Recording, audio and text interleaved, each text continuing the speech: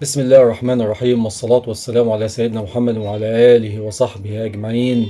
السلام عليكم ورحمة الله وبركاته. أهلا وسهلا بكم في فيديو تقييم لاعبي الأهلي بعد مباراة كارثية مع بتروجيت.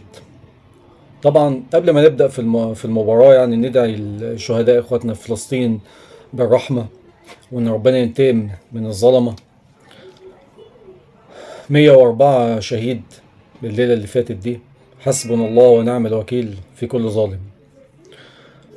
نرجع لموضوع المباراة النهاردة. مباراة طبعا النهاردة كارثية ولا أسوأ. يعني أنا مستغرب، هو الأهلي النهاردة بيعمل إيه؟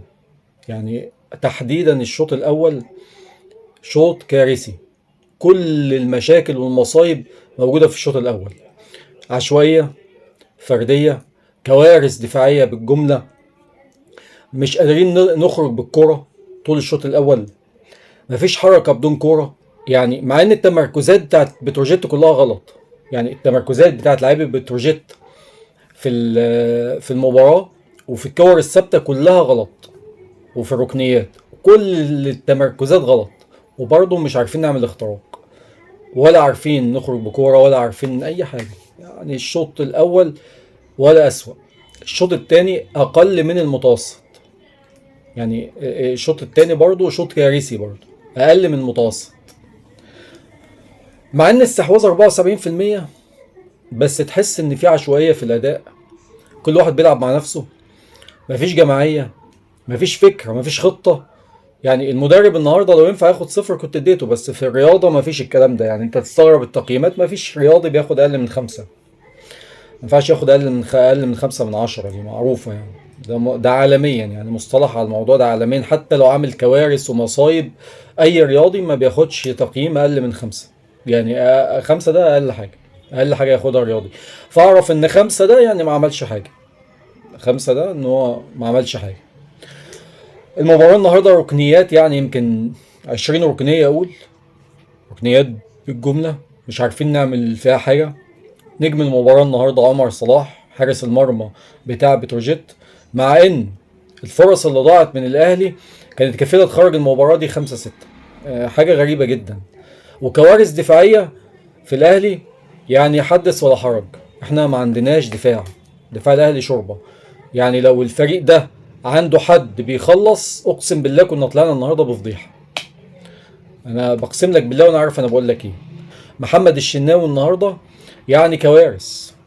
مش عارف، اداء كارثي النهارده محمد الشناوي. ما علينا، هو وطاهر، الاثنين دول. انا مش عارف طاهر ده ماسك زل على مين في الاهلي. والله العظيم حاجه غريبه جدا. انت ماسك يا ابني زل على مين عشان تلعب في الاهلي وتلعب اساسي؟ ما اعرفش، دي جديده دي.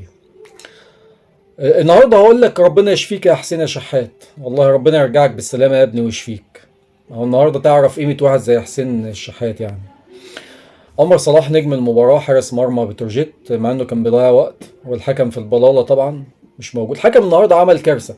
يعني انت عمر صلاح واقع في الارض، سايبه واقع نايم في الارض، وبعد ما خلاص يعني اخد له بتاع 5 دقايق ولا حاجة بيقول لك كولينج بريك.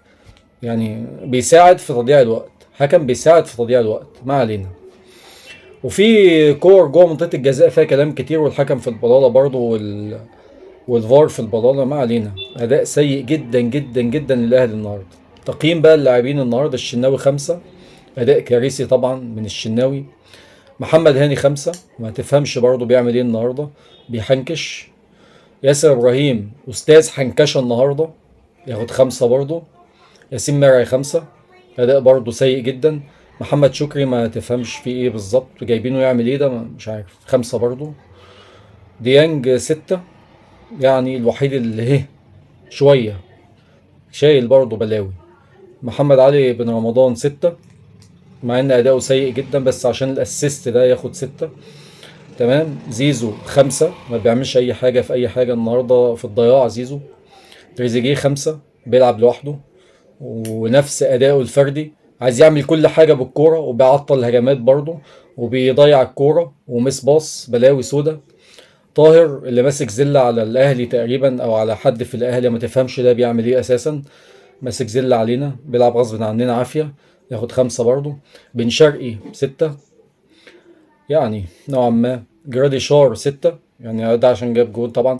الكرة اللي خدها بعد ما عدى من الجون، بدل ما يشوط بالشمال الجون فاضي تقريبا، بدل ما يشوط ما شاطش، راح بيلف من الدائري من عند الخط وبيرجع تاني، وما تفهمش بيعمل ايه هو كمان. عبد القادر 6، يعني الوحيد اللي حرك الماتش شوية لما نزل. قفشه برضه ماسك زله على حد تقريبا، عشان لسه موجود لغايه دلوقتي في تقريبا عشان القضيه، تقريبا هو موجود عشان القضيه بس. ياخد 5. اداء كارثي برضه، كور مقطوعه، بيعطل الهجمات، بيشوط شوطه غريبه جوه منطقه الجزاء، بيعمل حاجات غريبه، يعني حاجات مش موجوده اساسا في كره القدم من 50 سنه. يعني بيلعب كره قديمه. القديمه ايه ده؟ الكره القديمه اليابانيه اللي كنا بنلعبها على البلاي ستيشن، كان اول ما طلع بلاي ستيشن 1 دي عارفها، يعني اسرع من كده. ما علينا. قفشه مش عارف. عمر كمال انا مش عارف اصلا عمل ايه النهارده اصلا، او نازل عمل ايه النهارده في الماتش. 5 برضه.